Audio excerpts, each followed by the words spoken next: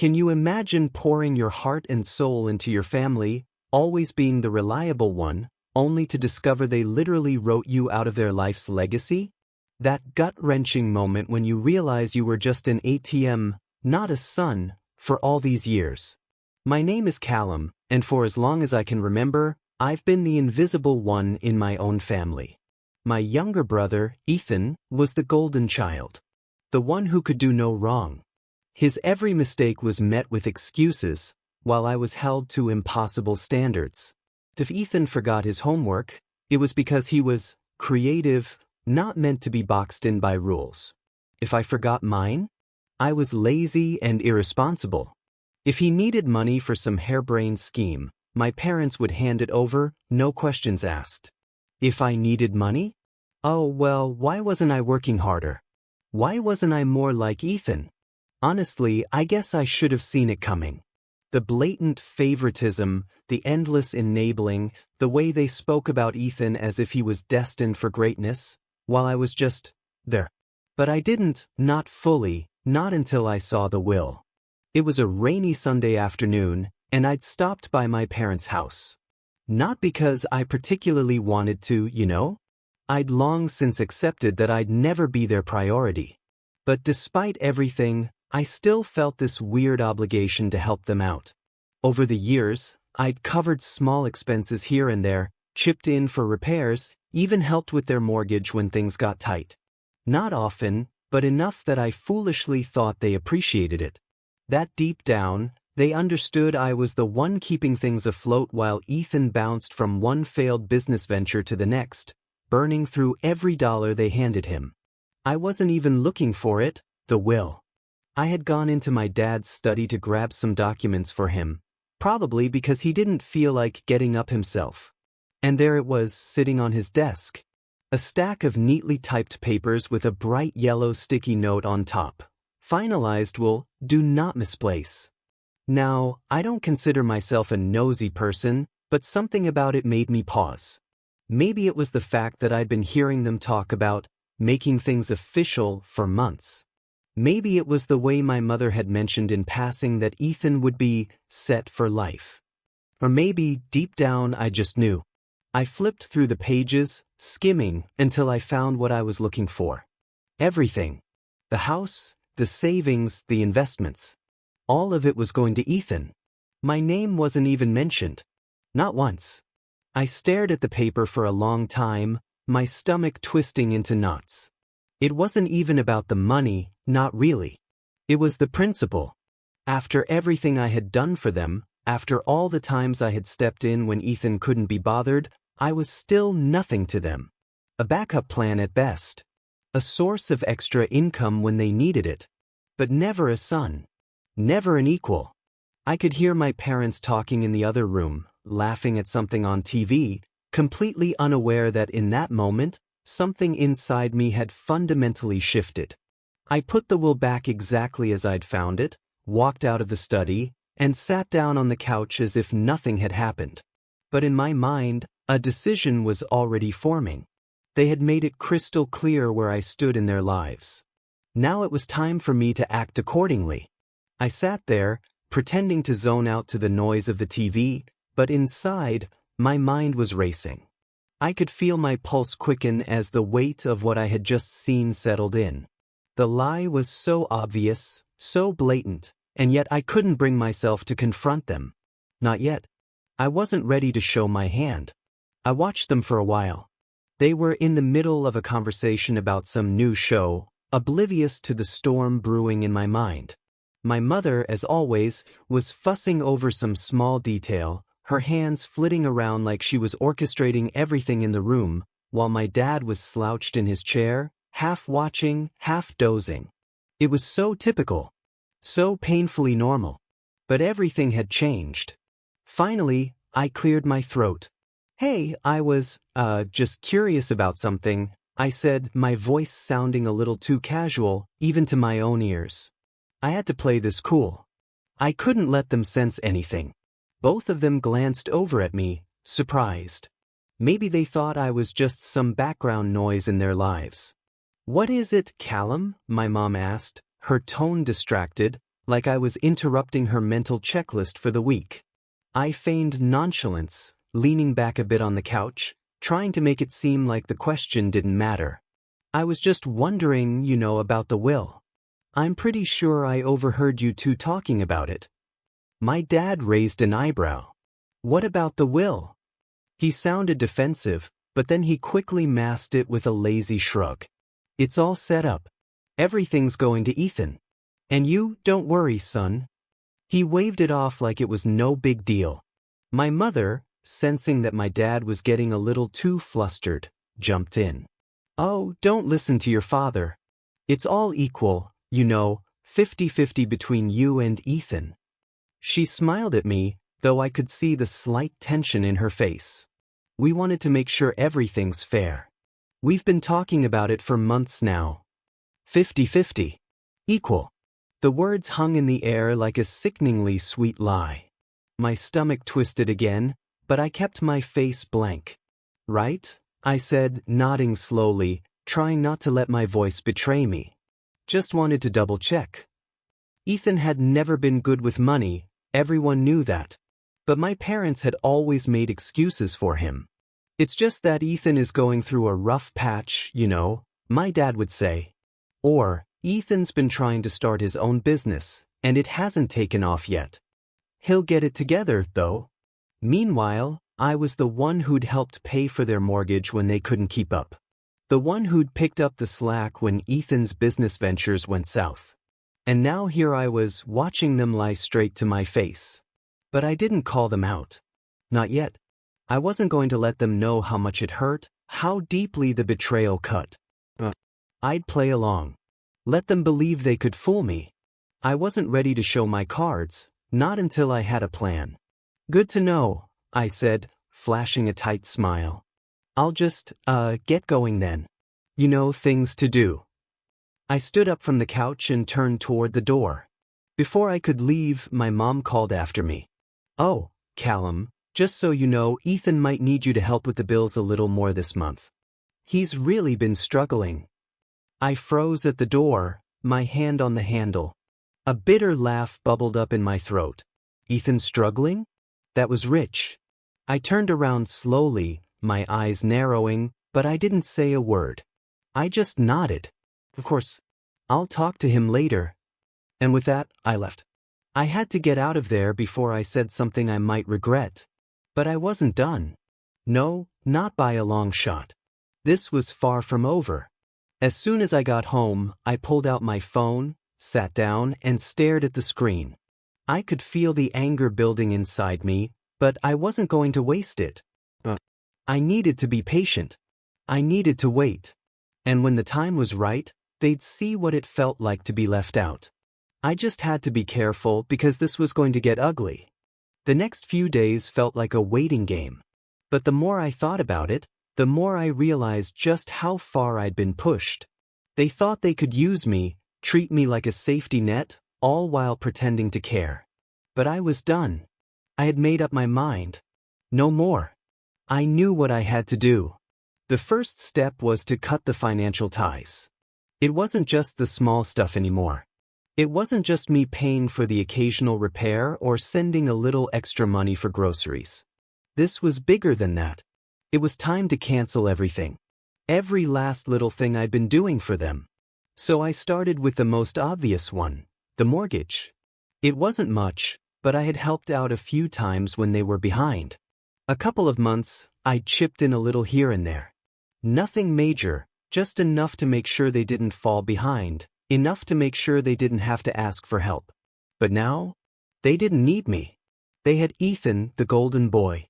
I opened my bank app, stared at the screen for a moment, and then found the automatic payment I had set up for their mortgage. It had always felt like just another way I could be of use to them. But not anymore. I tapped the cancel button. Just like that, the payment was gone. I hesitated for a split second, but then I thought about the will, the lies, the way they dismissed me, how they treated me like I was just there to fix their problems while they lavished attention on Ethan, the creative one who never had to lift a finger. No more. The next step was the utilities. The electricity bill, the water, the gas. I had been covering some of that too when they were behind. I was often the one they'd call when the bills piled up. "Callum, could you help with this one just this month?" they'd ask. And like a fool I'd say yes. No more. I pulled up the monthly payments and canceled every single one. It wasn't even about the money anymore. It was about sending a message. I didn't stop there. I thought about the car repairs I'd paid for when their old sedan started having issues. Or the countless times I'd sent money when they needed a little extra for groceries, only for them to throw a lavish dinner party for their friends while I was left to scrape by. I went through my records and pulled up every transaction, everything. If they thought Ethan was going to cover their expenses, then let him. When I finished, I just sat there for a moment, letting the gravity of it all sink in. There was no turning back now. They would have to face the consequences of their actions. Ethan could step up, or they could face the reality of what it meant to burn bridges. But it wasn't just about the money. It was about control. They thought they could manipulate me, make me the invisible one, the one who always had to be there, always had to help. Well, now they'd see what it felt like when that crutch was taken away. I went through the rest of the evening with a kind of calm, detached satisfaction. My parents hadn't even called. They hadn't noticed yet. Ethan probably hadn't noticed either. But they would. They would soon enough. A few days passed in silence. But then came the first message. It was my mom, texting me out of the blue, and it made my blood run cold. "Callum, the mortgage is due." No greeting. No small talk. Just that simple demand. It was exactly like I thought it would be. But this time, I wasn't going to help. This time, I was done pretending that they could continue using me as a fallback. I took a deep breath, my fingers hovering over the screen for a moment. I considered ignoring it. I could just pretend like I didn't get the message. But that wouldn't be satisfying enough. I wasn't going to just leave them hanging. Instead, I replied, "I know. You should ask Ethan." I hit send and then set my phone down on the table, watching it vibrate as if the universe was waiting for them to respond. I didn't care what they said. I didn't care how they tried to guilt-trip me or what kind of excuses they'd come up with. This was it. They had crossed the line. Now they would have to deal with the consequences of their own actions. But deep down, I knew this was just the beginning. What came next, well, that was going to be even harder for them to ignore. The seconds felt like hours, the phone sitting on the table vibrating again and again. I waited for a response, but honestly, I knew what would come. They always had a way of twisting things, playing on my emotions, using every ounce of guilt to get me to do what they wanted. It was the same old song and dance, but this time, I wasn't going to fall for it. The phone buzzed again, this time with a message from my dad. The screen lit up with his name, and my heart sank just a little. I wasn't sure what I was expecting, but it certainly wasn't this. "Callum, what do you mean by that? This is your family. Why would you not help us? We've always been there for you." There was the manipulation, the attempt to make me feel like I was the one who had wronged them. But I had already made up my mind. I wasn't about to let them gaslight me into submission again. I sat there for a few moments, staring at the message, thinking about what I was about to do. There was no more pretending. I couldn't ignore it anymore. I had to confront them. I picked up my phone, fingers trembling just slightly, and replied, keeping my tone as calm and measured as possible. "You want to know why? Because you lied to me. All this time you've been treating me like a backup, like an ATM when it was convenient. You told me that everything was split evenly between me and Ethan, but you left everything to him in the will. That's the truth, isn't it?" I waited, heart hammering in my chest as I watched the 3 dots flicker on my screen. They were typing. A moment later, my mom's name popped up, the words cold and distant. "What are you talking about? The will isn't about that. It's not like that at all. We've always made sure things are fair between you two." I let out a quiet laugh, shaking my head, but I didn't want to give them the satisfaction of seeing my frustration. I typed back calmly, "I found it, The will. I read it. You left everything to Ethan. The reply came almost instantly, and I could feel the desperation in her words, even through the screen. That's not true, Callum. It's not what you think. You're making assumptions and you're overreacting. We told you both that we wanted to make sure everything was taken care of. Ethan's been struggling, and we thought it would be better for him to have it. My jaw tightened. Struggling? Ethan was a grown man. He wasn't a child. I had watched him throw away opportunity after opportunity, and yet they always coddled him. I wasn't going to let them continue to insult my intelligence. You've always made excuses for him. You've always covered for him when he messed up. But when it comes to me, I'm just the one who helps pay the bills. I get it now. I don't mean as much to you, so if I don't, then fine. I'm done. I want nothing to do with this anymore. There was a long pause. For a moment, I thought they might finally realize that I wasn't playing their game anymore. But no. The next message from my dad proved I was far from the truth. Callum, you're being unreasonable. You know we love you. You always have a place here. You're a son too. We didn't mean to make you feel like you're not important. It's just Ethan needs more help right now. He's always been the one who struggles, and he's been working so hard to turn things around. I could feel my anger starting to boil over, but I forced myself to breathe slowly, taking a moment to collect my thoughts. I wasn't going to get dragged into their web of lies. I had seen through them, and now I was going to make sure they knew exactly why I was done. You really think I don't see through this? You think I didn't notice how Ethan never had to do anything?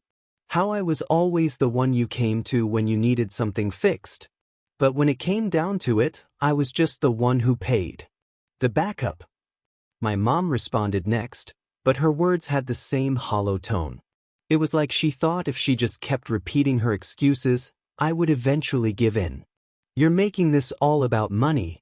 It's not like that. The will was just a formality, Callum. It was just a decision we had to make. We didn't want to leave him with nothing. It's not like you don't have your own life. I could feel my blood boiling, but I stayed firm, keeping my tone steady. Don't act like this is some noble gesture. You didn't do this because you care. You did this because you think Ethan's entitled to everything, while I'm just the one who takes care of the messes you make. You've been treating me like a backup plan for years. Well, I'm done. There was no response at first. I could hear the silence on the other end of the phone, like they were trying to come up with a new lie, a new excuse to pull me back in. But I wasn't going to fall for it. Finally, my dad texted again. Callum, please. This is all a misunderstanding. You're our son. We didn't mean for it to be like this. We don't want to lose you. But it was too late for that. The truth had come out, and now there was no going back.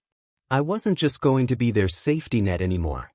I wasn't going to pretend everything was fine while they built their lives around favoritism and lies. You already did. And I'm done. I hit send and stared at the screen, letting the weight of it all settle in. There was no coming back from this, and frankly, I didn't care. The days after I cut off all communication with them felt oddly calm. It was like a weight had been lifted off my shoulders, though I knew the storm wasn't over. I had to force myself not to think too much about it, not to wonder if they would come crawling back or try to guilt-trip me into helping again. For the first time in years, I was free from their manipulation. But then reality hit them hard. It started with a phone call from my mom. I ignored it. Then another. And another. Finally, after a week of no contact, I figured they were probably just getting desperate. I'd been getting the occasional text from my dad, asking me to pick up the slack with bills or some nonsense about how they were still family and needed my help. I didn't respond to any of it. They had made their choice and I had made mine. I started to hear from people around town about how my parents and Ethan were handling things. Word gets around fast in a small town. Apparently, my dad had tried to apply for a second mortgage, but the bank turned them down, saying their debt-to-income ratio was too high. With no backup plan and no steady stream of money coming in from me, My parents had no choice but to rely on Ethan, the golden child. It didn't take long for them to come crawling to him. Ethan, of course, didn't take responsibility for anything. He had always been good at taking the easy way out. I overheard from a neighbor that my parents had begged Ethan to help with the mortgage, claiming they couldn't keep the house without him. They said he needed to step up. I imagined how that conversation went. My parents desperate, trying to appeal to his ego, asking him to come through when they needed him most. But Ethan, true to form, had a million excuses for why he couldn't help. I wasn't surprised. He was never the type to deal with consequences. I had always been the one to pick up the slack, the one to face the mess they created. One evening, I decided to check in on the situation. I wasn't sure if I was curious about what was happening or just wanted to see how they were handling the fallout. I called my parents' house, my thumb hovering over the screen. Would they still act like everything was fine, or would they finally acknowledge the situation they created? My mom answered after 2 rings. There was a noticeable coldness in her voice. "Callum, what's going on?" she asked, as though everything was still normal, as though I hadn't just pulled away from them completely. I stayed calm, though I could feel a certain satisfaction building inside me. Nothing much. Just wanted to know how things were going. There was a long pause on the other end. I could practically hear her trying to figure out how to spin the truth in a way that wouldn't make them look bad. Well, he's been helping us out with some things, you know. He's been really busy, but he's been pitching in where he can. She was dodging the question. I could tell she wasn't being honest. Ethan wasn't helping them, at least not in the way they had hoped. He was probably doing the bare minimum, just enough to make it look like he cared. "I heard," I replied, keeping my voice level. "But isn't it a bit too much to expect him to cover everything, especially after all these years?" Silence. Then my dad's voice came through, rough and frustrated. "Callum, we didn't want it to be like this. We never meant to hurt you. We just thought you'd understand. Ethan's in a tough spot. He's struggling. He needs time to get on his feet. We thought it would be easier on him." It was like déjà vu, hearing the same lines they'd used for years. They were still trying to justify it, still trying to make it sound like they had some noble reason for doing what they did. But I wasn't falling for it anymore. "I get it," I said, my voice cutting through their excuses. "Ethan's always been the struggling one, right? And I'm the one who always picks up the slack, who covers for his mistakes. Well, I'm done. He's your responsibility now." My mom's voice wavered. "Callum, don't say that. You're still our son. We didn't want to hurt you. You know we love you, right? We just didn't know how to handle it." I could almost hear the guilt creeping into her voice. I wasn't interested in her apologies anymore. I wasn't interested in the excuses they would continue to make. I was done. "I don't need your love if it's conditional," I said coldly. "If I'm not enough for you, then I don't want anything to do with you." There was a long, painful silence, and then my dad spoke, his voice lower, almost pleading. "Please, Callum, we're sorry. This wasn't how it was supposed to go. We were just trying to help Ethan, but it was too late. The truth was out, and there was no going back now. My parents' financial situation was unraveling, and Ethan was nowhere to be found when it came time to face the consequences. My mom and dad were facing the reality of their actions, unable to rely on me and seeing their golden boy turn his back on them when they needed him most. And as for me, I didn't feel sorry for them. Maybe that makes me sound harsh, but I had spent too many years living in their shadow, putting everyone else's needs before my own, only to be ignored when it mattered most. This was their mess now, and they were going to have to figure it out without me. So yeah, that's where I am now. I cut them off. I'm done. No more bailouts. No more pretending like I don't see the way they've been treating me all these years. It was hard at first, but honestly, it feels like a weight has been lifted off my chest. I don't need to be anyone's safety net anymore, especially when they couldn't even be honest with me. But now I want to hear from you. What would you have done in my shoes? Do you think I was too harsh, or did I have every right to finally stand up for myself? Let me know what you think in the comments. I'm genuinely curious to hear your thoughts on this one.